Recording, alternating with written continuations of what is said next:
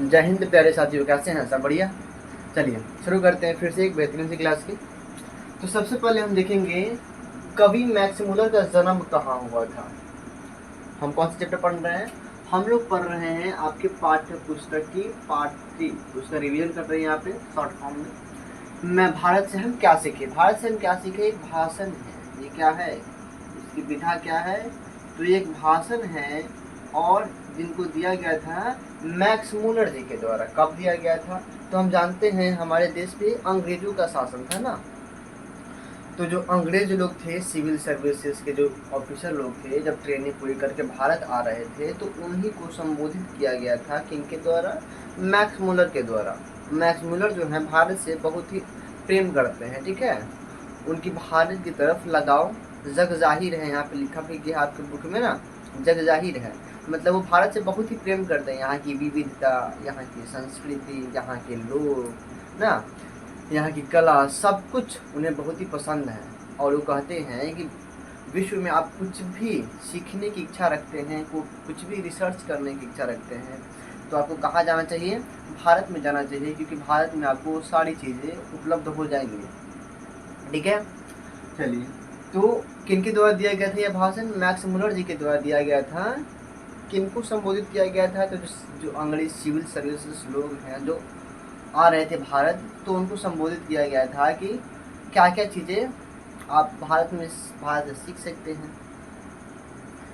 तो सबसे पहले हम इनके जन्म की बात कर लेते हैं। तो मैक्स मुलर जी, इनका जन्म हुआ था कहाँ पे? जर्मनी में। ये जर्मन है, ये जर्मन है। जर्मनी के डेसाउ में इनका जन्म हुआ था, ठीक है।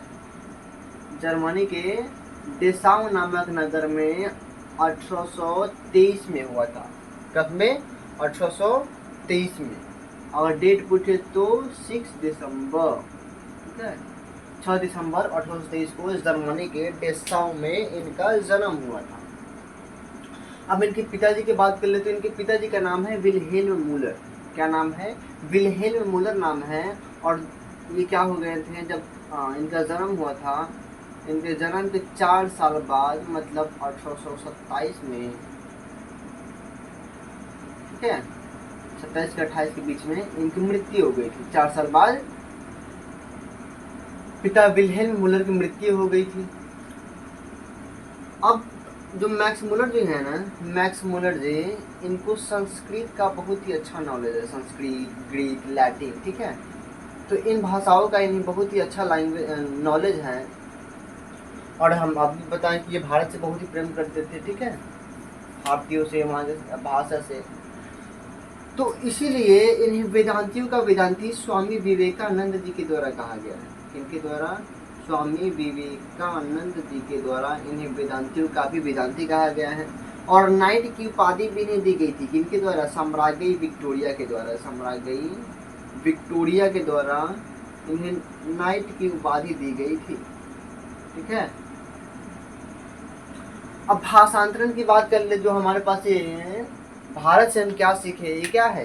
एक भाषण है। तो इस भाषण का भाषांतरण किसने किया था? इसको हिंदी में अनुवाद किन्होंने किया था?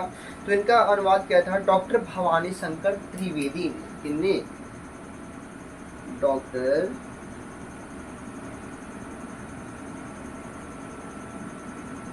भवानी शंकर त्रिवेदी ने इनका भाषांतरण किया था।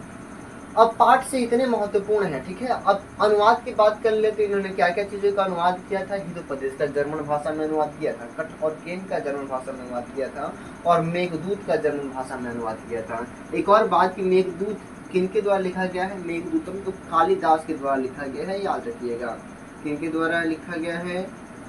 कालिदास के द्वारा लिखा गया है, याद रखेंगे। अब हम बात कर लेते हैं पाठ से। पाठ से भी प्रश्न पूछे जाते हैं ना।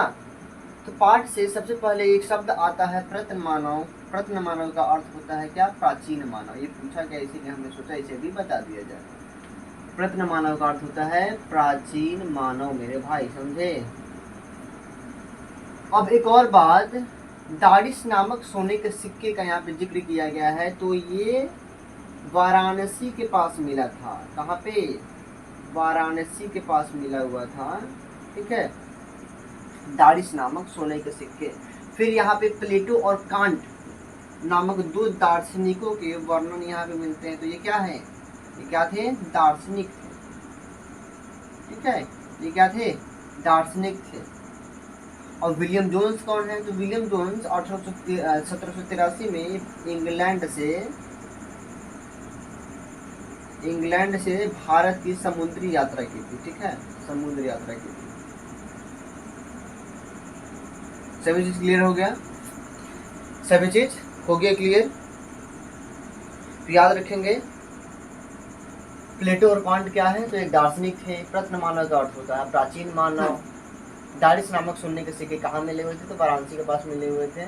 और विलियम जोन्स 1783 में इंग्लैंड से भारत आए थे समुद्री यात्रा करके, ठीक है, समुद्री यात्रा करके वो आए थे।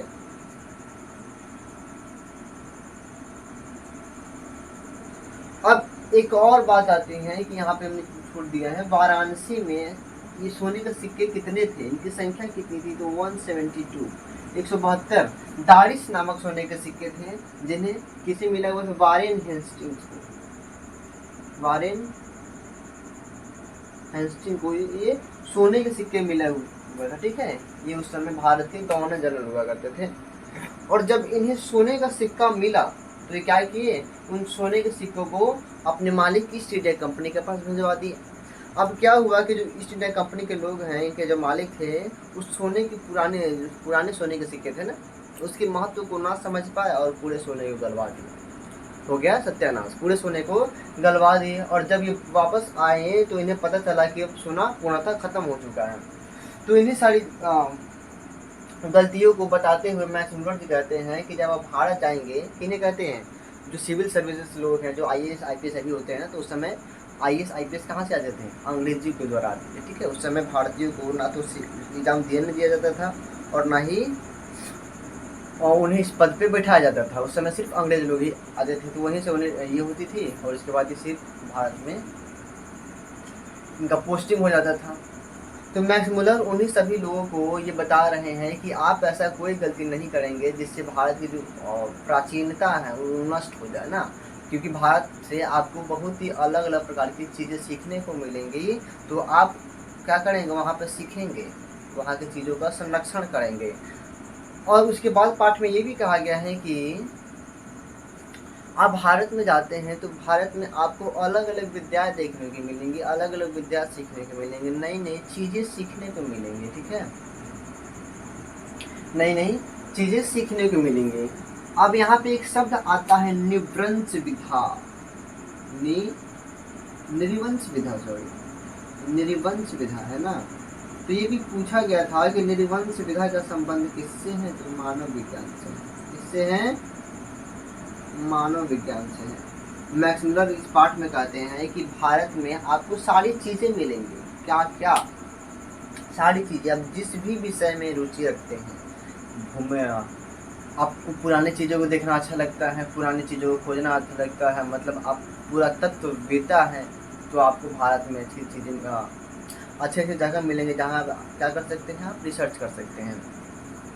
अगर आपको पेड़ पौधों से बहुत प्यार है, पेड़ पौधों के बारे में जानना चाहते हैं, तब भी भारत में आपका स्वागत है।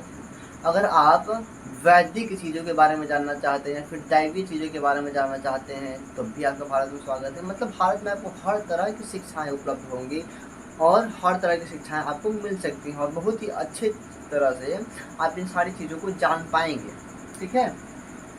इस पाठ में ये इन्होंने किस पे जोड़ दिया है, तो भारत की संस्कृति पे जोड़ दिया है, भारत की जो प्राचीनता है उस पर जोड़ दिया है इन्होंने, भारत की संस्कृति पे जोड़ दिया है और भारत की जो पुरानी समय की स्थिति थी वो कितना सभ्य था और विकसित था, इसके बारे में लोगों को बताया है, ठीक है।